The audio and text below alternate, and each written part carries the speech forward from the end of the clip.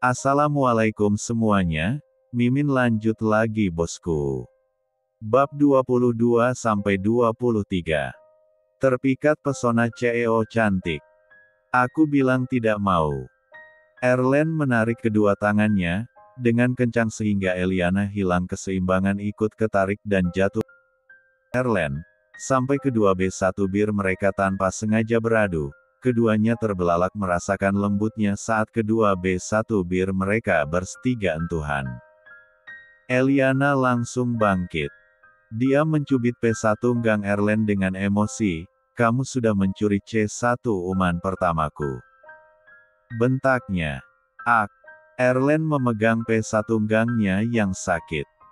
Wajah Eliana berubah menjadi merah padam, mungkin karena pertama kalinya merasakan bagaimana lembutnya bibir seseorang. Bagi Erlen sebenarnya ini adalah kedua kali. Tapi Erlen tidak ingin bilang mengenai hal itu, Eliana pasti akan tambah marah. Erlen bangkit dari tidurnya, "Bukannya kamu bilang akan membuat aku jatuh cinta. Tapi dengan perkataan saja kamu sudah marah-marah. Bagaimana aku tidak marah, aku?" Eliana tidak meneruskan perkataannya, mau semarah apapun dia tidak akan mengubah keadaan bahwa B1 birnya sudah tidak perempat-1 lagi. "Karena kamu sudah meni 3 entuhku, kamu harus bertanggung jawab, aku gak mau tahu 2 hari lagi kita harus menikah." Eliana menuntut pertanggungjawaban Erlen. Erlen terperangah mendengarnya, dia tidak terima dengan tuntutan Eliana, mana bisa begitu. Ini cuma C1 uman loh El. Lagian hanya menempel saja tidak sampai. Eliana memotong perkataan Erlen, "Aku gak mau dengar alasan apapun lagi." Erlen menghela nafas berat, "Bagaimana bisa aku menikah dengan gadis seperti kamu? Cuma gara-gara C1 uman saja kamu marah besar. Apalagi kalau lebih pasti aku sudah dibunuh olehmu." "Ya itu karena..." Eliana tidak meneruskan perkataannya, dia harus bisa mengendalikan amarahnya agar Erlen mau menikah dengannya. Eliana harus bersikap manis lagi, agar Erlen menelan ludahnya sendiri yang bilang tidak tertarik padanya. Kedua tangan Eliana memegang wajah Erlen, "Oke, aku akan melupakan semuanya. Aku sangat ngantuk, lebih baik aku tidur, jadi kamu boleh tidur di bawah ya." Eliana mengatakannya dengan lemah lembut. Erlen yang sedang duduk di tepi dia hanya melongo dengan sikap Eliana yang tiba-tiba berubah manis. Setelah berkata begitu Eliana naik ke atas kasur, dia tersenyum manis pada Erlen yang menatap keheranan padanya, lalu dia merebahkan tebuhnya di atas ran, yang bagian kiri, menyelimuti tebuhnya dari leher sampai ujung kaki. Sebenarnya dia sangat grogi tapi tidak ada pilihan lain lagi, dia yakin Erlen tidak akan macam-macam padanya karena Erlen bilang tidak tertarik padanya. Eliana terbelalak saat melihat Erlen merebahkan tebuhnya di sampingnya. "Kenapa kamu tidur di sini?" bentak Eliana. Eliana menghela nafas, dia mengulangi perkataannya dengan lemah lembut, "Mengapa kamu tidur di sini?" "Punggung aku sakit, aku tidak bisa tidur di lantai," jawab Erlen dengan santai. Erlen memposisikan dirinya menghadap Eliana, dia ingin mengerjainya. "Apa kamu gugup?" "Tidak," jawab Eliana, dia pura-pura tidak gugup, padahal jantungnya sedang berdiskoria. Erlen terkekeh, "Aku bukan lelaki baik, bisa saja aku." "Oke, lakukan saja," tantang Eliana. Dia yakin Erlen tidak akan mungkin berani melakukannya. Eliana tersenyum menggoda pada Erlen padahal hatinya menjerit, jangan sampai dia melakukannya. Erlen malah termakan omongannya sendiri, dia menelan salivannya dengan kasar. Dia pura-pura terkekeh, "Sayang sekali badanku masih terasa sakit. Nanti saja kita melakukannya di lain waktu." Erlen segera membelakangi Eliana dengan menggigit B1 bir bawahnya. Eliana pun sama, dia segera membelakangi Erlen. Dia sangat gemetaran sekali karena ini pertama kalinya dia berada di ran yang sama dengan seorang pria. Paginya, Erlen terbangun dari tidurnya. Dia ingin menggeliatkan tubuhnya tapi tubuhnya terkunci. Dia baru menyadari bahwa Eliana sedang mentigaluk tubuhnya dengan erat, menenggelamkan wajahnya di D4 bidangnya. Mungkin karena cuaca sangat dingin membuat mereka tidak sadar untuk saling bertigalukan. Tanpa Erlen sadari, Erlen memperhatikan wajah Eliana. Gadis itu walaupun masih dalam keadaan tidur tapi tidak mengurang kadar kecantikannya, selalu terlihat cantik. Mengapa dia harus bersusah payah menjadikan aku suami bayarannya?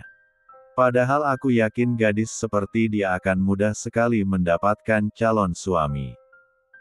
Erlen pura-pura memejamkan mata, saat melihat Eliana dengan perlahan membukakan matanya. Hah! Eliana terkejut begitu menyadari dia sedang memeluk Erlen, sampai tidak sengaja mendorong tubuh Erlen sehingga tubuhnya terjun ke lantai. Bruaf! Ak! Erlen memegang punggungnya sambil meringis. Dia segera bangkit dengan menahan emosi. Kamu sebagai cewek gak ada lembut-lembutnya ya? Protes Erlen. Harusnya aku yang marah.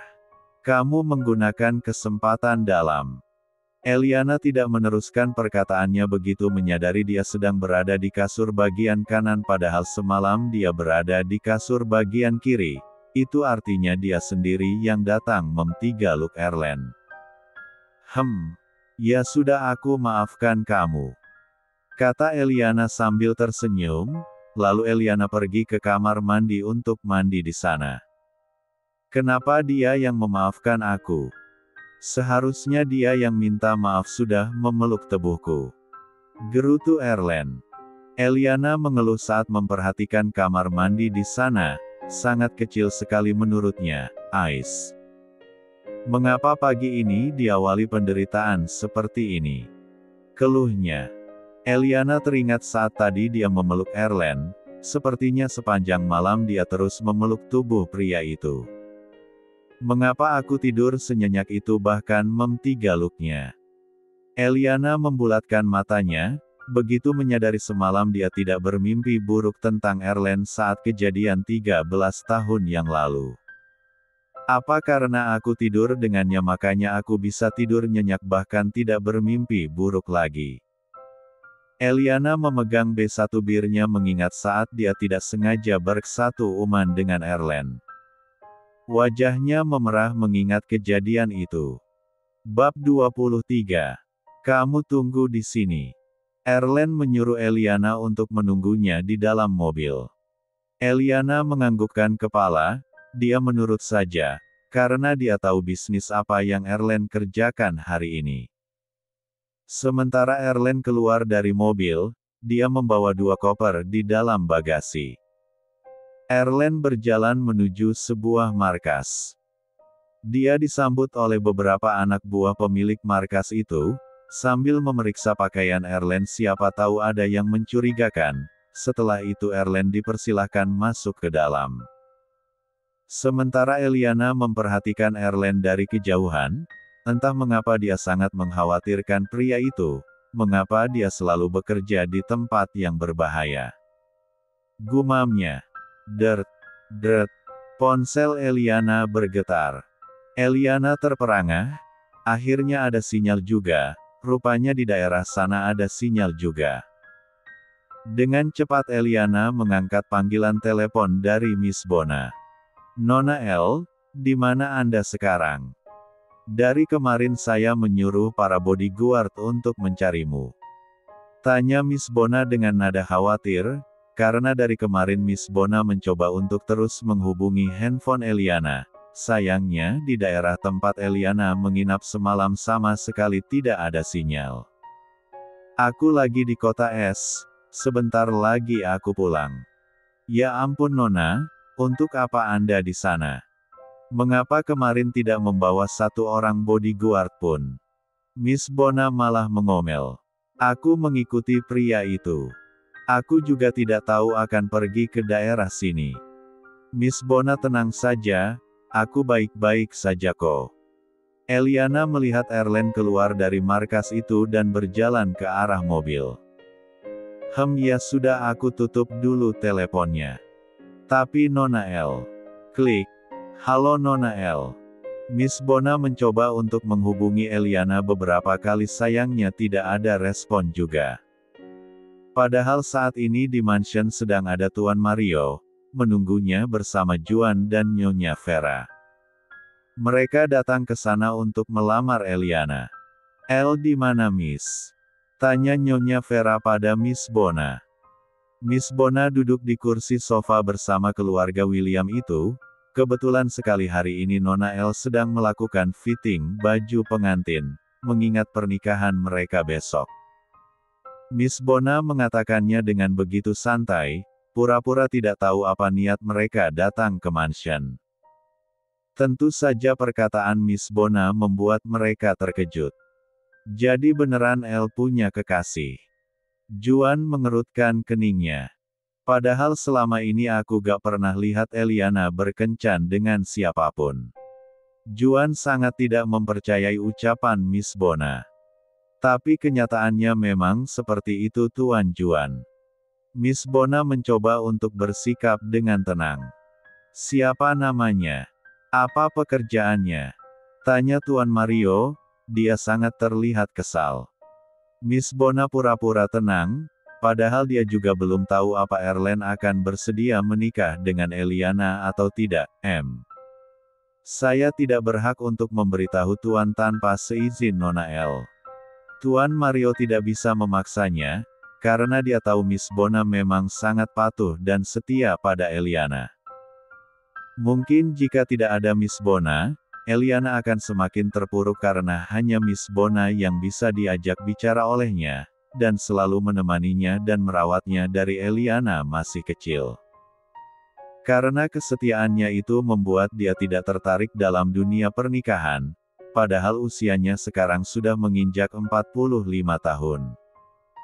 Tapi mengapa El belum mengirim undangan pernikahan juga? Tanya Tuan Mario. Miss Bona bingung harus menjawab apa, dia mencoba untuk mencari alasan yang masuk akal. Undangan akan kami sebarkan nanti malam. Kebetulan daftar tamu undangan tidak akan banyak, hanya orang-orang tertentu yang Nona El undang. Tuan Mario mengepalkan tangannya, dia menatap tajam pada Juan karena tadinya dia mempercayai Juan untuk mengurus calon suami Eliana. Sementara orang suruhan Juan sama sekali tidak menemukan siapa itu calon suami Eliana karena faktanya calon suami Eliana memang belum ada, bahkan Erlen pun belum memutuskan dia akan menikahi Eliana atau tidak. Begitu pulang ke mansion William, Tuan Mario begitu marah pada Juan. Ini akibat kamu terlalu santai, akhirnya kita kecolongan kan sampai tidak bisa menemukan siapa calon suaminya Ei. Bisa tidak sekali saja kamu membuat aku kagum. Kamu selalu membuat papa kecewa. Juan hanya diam saat Tuan Mario memaki-maki dirinya, dia hanya bisa mengepalkan tangannya. Setelah itu Juan masuk ke dalam kamar, dia merebahkan tubuhnya di atas kasur. Rasanya menyakitkan wanita yang sangat dia cintai harus menikah dengan pria lain. Tanpa papanya menyuruhnya pun Juan memang tertarik pada Eliana, cinta pertamanya. Juan menelepon asisten Ken, apa kamu sudah menemukan siapa calon suami El? Belum Tuan, maafkan saya. Aku tidak mau tahu, kamu harus menemukan siapa calon suami Eliana, sekarang ini juga. Sekalian aku ingin tahu dia berasal dari keluarga mana. Baik Tuan. Klik. Juan menutup panggilan telepon dengan emosi.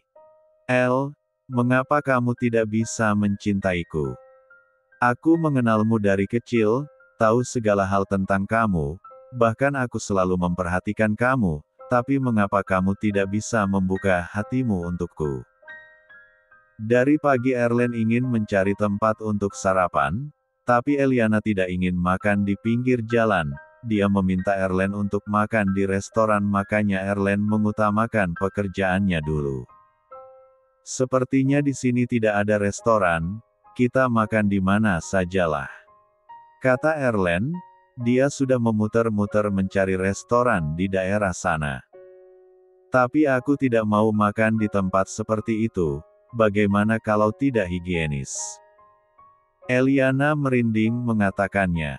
Erlen menghela nafas, kamu merepotkan sekali, gerutunya.